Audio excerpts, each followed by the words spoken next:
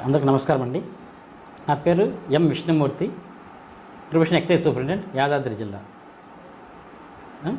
అయితే ఈ ఈ మత్తు రవాణా, గంజాయి రవాణా భాగంగా మా కమిషనర్ గారు సిహెచ్ హరికిరణ్ గారు ఆదేశాల మేరకు, మరియు షాన్వాజ్ కాసిం డైరెక్టర్ గారి ఆదేశాల మేరకు, మరియు గౌరవనీయ కలెక్టర్ గారి ఆదేశాల మేరకు జిల్లాల పరిధిలో గల 4 స్టేషన్ల పరిధిలో 2 హైవేల్లో మొత్తం కూడా ఈ గంజా రవాణా అరికట్టడం నిమిత్తం తరచుగా దాడులు నిర్వహిస్తున్నాము.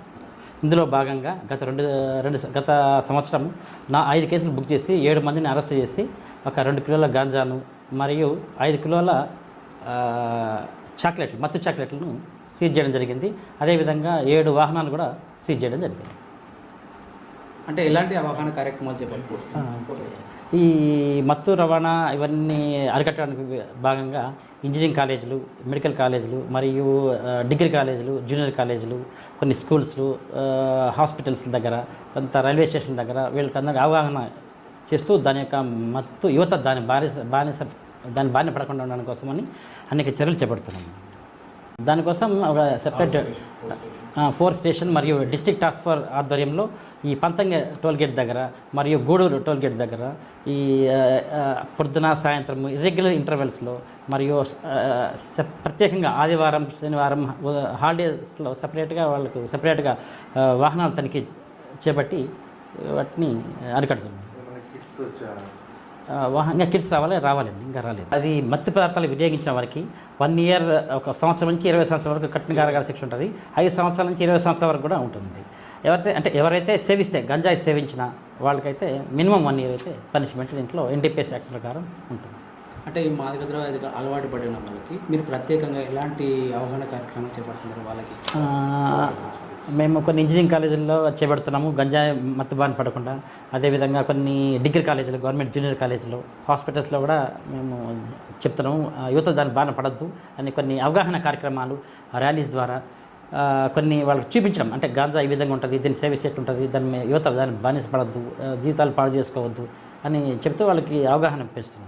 ఇప్పుడు అంతర్జాతీయ మాదక ద్రవ్య దుర్వినియోగం, అక్రమ రవాణా వ్యతిరేక దినోత్సవం ఈరోజు ఎలాంటి కార్యక్రమం చేపడుతుంది? ఈరోజు గౌరవనీయులైన డిస్ట్రిక్ట్ కలెక్టర్ శ్రీ హనుమంతరావు గారి పర్యవేక్షణలో గవర్నమెంట్ జూనియర్ కాలేజ్ దగ్గర ఒక మీటింగ్ ఏర్పాటు చేయడం జరుగుతుంది. అక్కడ అవగాహన కార్యక్రమం పెట్టి అక్కడి నుంచి అంబేద్కర్ స్టాచ్యూ వరకు ఈ ర్యాలీస్, జిల్లా మొత్తం యంత్రాంగము, ఆల్ డిపార్ట్మెంట్స్ అందరూ కూడా ఆ ర్యాలీలో భాగంగా అందరు అవగాహన కార్యక్రమాలు చేస్తున్నాము. ఇందులో భాగంగా స్కూల్, కాలేజీ పిల్లలు, ఉద్యోగస్తులు అందరూ కూడా దాంట్లో భాగస్వామ్యంతో మేము ముందుకెళ్తున్నాము. భవిష్యత్తు సమాజానికి మీరు ఒక జిల్లా ప్రొఫెషనల్ ఆఫీసర్గా ఏం చెప్పదలుచుకున్నారు యువతకి? యువత నేటికి భారతదేశానికి భవిష్యత్తులో వాళ్ళే మొత్తం నిర్ణయించే శక్తి వాళ్ళదే. భారతదేశంలో అనవసరంగా ప్రలోభపడి ఒకసారి సేవిస్తే ఏమవుతుంది, ఎట్లుంటుంది అనే భావనలో ముందు ఎంట్రీ అవుతారు. కానీ ఒక్కసారి ప్రవేశించిన తర్వాత దాంట్లోంచి బయటికి రావడం అనేది దాదాపు వాళ్ళ చేతులు లేదు.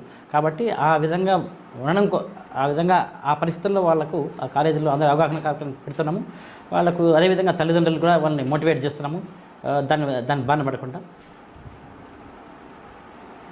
దాంట్లో అదేవిధంగా హైవే మీద ఏమంటారు దాబాలు కానీ, హోటల్స్ కానీ, దాని తర్వాత కొన్ని కిరాణా షాప్స్ కానీ, కొన్ని ఈవెంట్ షాపులు, కొన్ని ఈవెంట్ పర్మిట్లు ఇస్తున్నప్పుడు కూడా వాటిలో ఏమన్నా గంజాయి ఏమన్నా సేవిస్తున్నా, మత్తు పదార్థాలు ఏమైనా జరుగుతున్నాయా అని చెప్పేసి ఉద్దేశంతో మేము క్షుణ్ణంగా తనిఖీ చేస్తున్నాం.